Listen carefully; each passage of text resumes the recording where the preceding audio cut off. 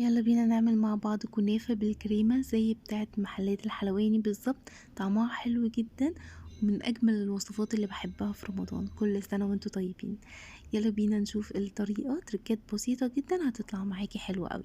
في كسرولة هحط كوبايتين من الحليب، عليهم معلقتين كبار من النشا ومعلقة من السكر. هندوبهم على البارد ونرفعهم على النار، وأول ما يغلوا معايا ويتقلوا هحطهم كده في بولة لحد ما يبردوا، واحط عليهم كيس كده من فوق عشان ما يعملش معايا قشرة. بعد كده هحط معاهم معلقتين كبار من الكريم شانتيه او علبة قشطة اللي انتوا بتحبوه. هسيبها بقى بعد ما نضربها نسيبها في التلاجة. عشان نعمل الشربات محتاجين كوبايتين من السكر، عليهم كوباية ونص من المية، ونسيبهم كده على النار. وهفضل اقلب فيهم لحد ما يدوب معايا السكر. مجرد ما يدوب بوقف تقليب، واول ما يغلي معايا بحط نص عصرة ليمونة. وبعد كده هحط معايا معلقة كبيرة من عسل الكلوكوز وشوية من الفانيليا. عسل الكلوكوز بيظبط لي قوي القوام والطعم بتاع الكنافة وبيخليها مقرمش قوي.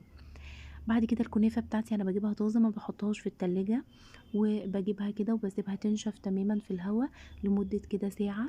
بتطلع معانا زي ما انتوا شايفين فرفرطة وجميلة. لما بضربها في الكبة بتطلع معايا مظبوطة جدا ومقاساتها كلها واحدة.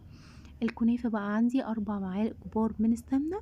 هبدأ ان انا اشربهم كويس قوي. جزء من السمنة هحطه على الكنافة واشربها بيها، والجزء التاني هزود عليه شوية كده من الشربات اللي احنا عاملينه ونشرب برضو بيها. بعد كده هنجيب صينية مدهونة من السمنة، هناخد نص الكنافة ونحطها كده من تحت، وبعد كده نثبتها كويس قوي بايدينا او باي حاجة او صينية تانية.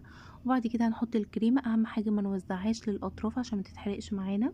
هنجيب بقى الكنافة بتاعتنا ونحطها كده في الأطراف عشان تحجز لي الكريمة بتاعتي.